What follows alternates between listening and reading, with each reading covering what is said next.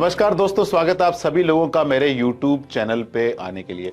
2024 के अंदर कहाँ इन्वेस्ट करना चाहिए, मैंने इंडस्ट्री के लीडिंग फंड हाउसेस के CIOs, फंड मैनेजर से बात की है और एक चीज बहुत ही क्लियर इमर्ज होके आ रही है कि इस साल लार्ज कैप का साल है। मतलब पिछले साल मिड एंड स्मॉल कैप ने जबरदस्त पैसा बनाया, ऑटो ने पैसा बनाया, हेल्थ केयर ने बनाया, इंडस्ट्रियल ने बनाया, मैन्युफैक्चरिंग, डिफेंस, सब जगह पैसा बना। लेकिन इस बार लोग बोल रहे हैं कि लार्ज कैप में ज़्यादा पैसा बनना चाहिए।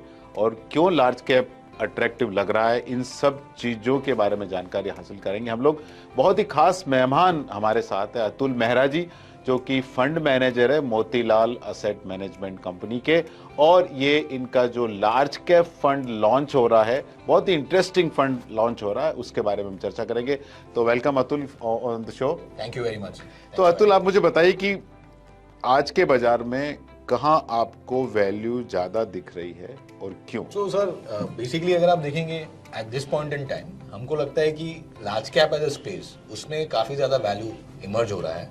एंड उसके जो की रीजंस हैं, अगर आप देखोगे ऑन मल्टीपल पैरामीटर, सो हम एक रेशियो ट्रैक करते हैं, Nifty 100 large cap index divided by mid cap, small cap, micro cap, सभी के साथ प्राइस रेशियो चार्ट हम डिवाइड करते हैं। और इस रेशियो के बेसिस पे अगर आप देखोगे तो लार्ज कैप्स इस समय जो ट्रेड कर रहे हैं on a relative valuation basis, वो लोएस्ट वैल्यूएशन पे ट्रेड कर रहे हैं versus mid cap, small cap, micro cap. Additionally अगर आप पी मल्टीपल के बेसिस पे भी देखोगे तो लार्ज कैप वैल्यूएशन आज के दिन में 22 टाइम है on trailing earnings, mid cap valuation 24 time है, स्मॉल कैप 25-26 टाइम है, माइक्रो कैप 29-30 टाइम है। तो वैल्यूएशन कम है। और जो क्वालिटी पैरामीटर हम नॉर्मली देखते हैं बिजनेसेस में, लार्ज कैप ROE आज के दिन में है about 16%, mid cap is around 13-14%, small cap is 12% and micro cap is about 9%। तो जो हमारे जो नॉर्मली फ्रेमवर्क है of investing of quality and growth and longevity and price, तो उसमें लार्ज कैप्स आज के दिन में हाईएस्ट क्वालिटी है और लोएस्ट प्राइस पे है। तो जैसे जनरली जिसका ROE ज्यादा होता है उसका PE मल्टीपल ज्यादा होना चाहिए ना, यहाँ तो उल्टा खेल हो रहा है। उल्टा ROE कम है लेकिन PE मल्टीपल ज्यादा है, ये क्या है? सो एक्चुअली दो पैरामीटर्स हैं, ROE और ग्रोथ। ये दोनों की वजह से आप P मल्टीपल डिसाइड होता है।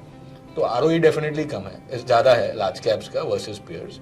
इनफैक्ट हमने एक और स्टडी किया था कि लास्ट 5 साल में versus today market share of large caps in revenue और प्रॉफिट ऑफ कॉर्पोरेट इंडिया कैसा रहा है, वो भी दोनों बड़े हैं ओवर द लास्ट 5 years। सो 5 साल पहले large cap market share in profit was 73%. Today it is 74%. As a proportion, large caps in the last 5 years has in fact seen a higher proportion of higher gain in market share in the profitability of corporate India. 73% का 74% हुआ है। Okay. So दोनों जो आप parameter बता रहे हैं, quality और ग्रोथ, उसमें large caps are favourably placed और वैल्यूएशंस कम है वर्सेस मिड एंड स्मॉल। तो large cap total Nifty stock का 74% PAT आता है। इंडिया की जो लार्ज कैप है, टॉप 100 कंपनीज है इंडिया की, वो इंडिया की GDP का 35% कंट्रीब्यूट करती है। Samsung Vietnam contribute 28% of Vietnam GDP, और इंडिया में 100 कंपनियां मिला के 35% करती है। और मैं देख रहा था कि सबसे बड़ी कंपनी, उसका मार्केट कैप है $35 ट्रिलियन। इंडिया तो उसके आसपास ही नहीं है। Yes. मतलब इंडिया की number 1 company will not even come in top 20। Yes. तो अगर India is going to lead the world GDP growth, जैसे पिछले साल 15% GDP growth has come to India, अगर India is going to dominate over next 10-20 years, तो ऐसा possible नहीं कि जो लार्ज कैप आज बड़े नाम हैं और बड़े होंगे आने वाले पीरियड के अंदर। So the way we look at it is कि अगर आप देखोगे Indian large caps are in the global context mid and small caps, क्योंकि जो टॉप 100 कंपनी है इंडिया की, राइट, जो हमारी 100th कंपनी है उसका ग्लोबल रैंक 2200 है, राइट। तो इंडिया में अगर कोई कंपनी जिसका रैंक 2200 है, उसको आप माइक्रो कैप बताएंगे, माइक्रो कैप से भी छोटा है। तो we live in a world which is a connected world, global world. So Indian businesses which have catering to large global opportunities, and that trend is only increasing now after China plus one and so on and so forth. So our businesses will become larger in the global context. तो हमारे normally क्या होता है कि ऐसा माना जाता है कि लार्ज कैप कंपनी हो गया तो अभी इसमें ग्रोथ नहीं रहेगा.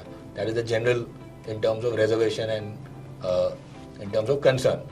बट अगर आप ग्लोबल अपॉर्चुनिटी को केटर कर रहे हैं तो आपका ग्रोथ अपॉर्चुनिटी तो बहुत ज़्यादा है. So we have this framework of mid to mega. Ramdev ji has done this study of mid to mega. But हमारे the way we are approaching large caps is large to giant. कौन सी large companies हैं जो आज large हैं जो giant बन सकती हैं. तो the largest global company is 15 times the size of India's largest company. And in top 100 companies globally India के अभी खाली 3 ही कंपनी आ रहे हैं. So as India's GDP rank changes from Of course. 5, 6 to Yes, yes. 3 and so on and so forth in the next few years, you will see many of these companies also climb up in terms of global ranking. 40 large cap है India में और Nifty fund है, Nifty 100 fund है, Nifty 200 fund है. आप क्या अलग कर रहे हैं कि लोग आपकी तरफ आए? तो सर बेसिकली अगर आप देखेंगे जो approach of large cap fund management है ग्लोबली और इंडिया में भी, तो आज के दिन में there are 30 large cap funds that exist in India in terms of जो म्यूचुअल फंड कैटेगरी में है. एंड वो 2,80,000 करोड़ AUM मैनेज करते हैं. बिल्कुल ठीक बात है. तो टॉप 10 फंड्स हैं इन 30 में से, वो 2,65,000 करोड़ मैनेज करते हैं. तो आउट ऑफ 30 Yes. जो 10 हैं वो 2 लाख आउट ऑफ 280 265 मैनेज करते हैं. हाँ, तो ठीक. Basically these are very large funds, right. तो जनरली फिनोमेना क्या है कि there is this general behaviour to hug the index. कि आप रिलायंस का वेट अगर इंडेक्स में 8 है, चले हम 6 रख लेते हैं. HDFC बैंक का इंडेक्स में वेट 12 है, 12 तो ले नहीं सकते, 10 रख लेते हैं. तो आप ओवरवेट अंडरवेट का माइंडसेट है इंडस्ट्री में कि थोड़ा ओवरवेट कर लो, थोड़ा अंडरवेट कर लो. उसके वजह से 60% of the portfolio for these funds is common as the index, right. And active share is only 40%, correct. So जो हमारा अप्रोच हम ले रहे हैं इस फंड में, it is 3-fold. We are calling it S. Basically high active share, high conviction and equal weight. तो high active share अगर आप देखोगे इंडेक्स में, active share is 0. Index is 100% passive, active share is 0. जो top 10 peers हैं हमारे, उनका active share is 40%, which means that passive for them is 60%. तो ऑडियंस आप समझिए एक्टिव शेयर का मतलब क्या होता है कि अगर जैसे रिलायंस का इंडेक्स में वेटेज 8% है और तो फंड मैनेजर उसको 6% लेता है तो 2% एक्टिव उसने अंडर वेट लिया तो 2% एक्टिव हो जाता है. और 8% वेट को उसने 10% लिया सपोज अपने पोर्टफोलियो में, 2% एक्टिव हो जाता है. तो जितना ज़्यादा एक्टिव वेट होगा पोर्टफोलियो के अंदर उतना पॉसिबिलिटी आउट परफॉर्मेंस का भी है और उतना ही पॉसिबिलिटी अंडर परफॉर्मेंस का भी है. लेकिन आप बेंचमार्क को हक करके बेंचमार्क को बीट नहीं कर सकते, इसलिए एक्टिव शेयर का बहुत ज़्यादा इंपॉर्टेंस रोल हो जाता है. तो ये अतुल जी एक्सप्लेन कर रहे थे कि उनके फंड में 60% एक्टिव शेयर रहने वाले, 60 to 80 बाय डेफिनेशन होने वाला है, क्योंकि ये बताएंगे क्यों होने वाला है. So we are targeting 60 to 80% active share in the funds that we run. Okay. Which means that it's truly an active तो fund. 60 to 80% जब चलेगा तो जबरदस्त अल्फा आएगा, और ये भी पॉसिबिलिटी कि नहीं चला तो फिर So basically अगर आपको आउट परफॉर्मेंस लाना है, राइट, तो there are only 2 ways. One is basically the way it works is you have to be different. आप इंडेक्स को कॉपी करके आउट परफॉर्मेंस नहीं ला सकते. ठीक बात है. राइट. तो वो आप गेम खेलोगे तो आपको कभी आउट परफॉर्मेंस नहीं आएगा. So first is you have to be different and second is you have to be right. तो आउट परफॉर्मेंस तो यही 2 चीज से आएगा. तो अगर आप डिफरेंट ही नहीं हो तो आप तो राइट हो ही नहीं सकते. सही बात. But like you rightly said कि डिफरेंट होने की वजह से आप राइट भी जा सकते हैं, आप रॉन्ग भी जा सकते हैं. तो हम कैसे सोच रहे हैं कि जो 100 स्टॉक्स हैं इंडेक्स में, अगर आप देखोगे हिस्टोरिकली जो टॉप क्वार्टाइल परफॉर्मर्स हैं ऑफ द टॉप 100 कंपनीज, जो बेसिकली 25 बेस्ट परफॉर्मर्स हैं 100 में से, अगले 15 साल का अगर आप डेटा देखेंगे तो on an average the top performers have given you about 40% return and the index has given you about 15% return. तो आपका 25% का आउट परफॉर्मेंस है, तो 40 माइनस 15, 25% का alpha opportunity is available if you do a equal weight of the 25 companies. तो you will run a concentrated portfolio. It will be a concentrated, I would say, high conviction.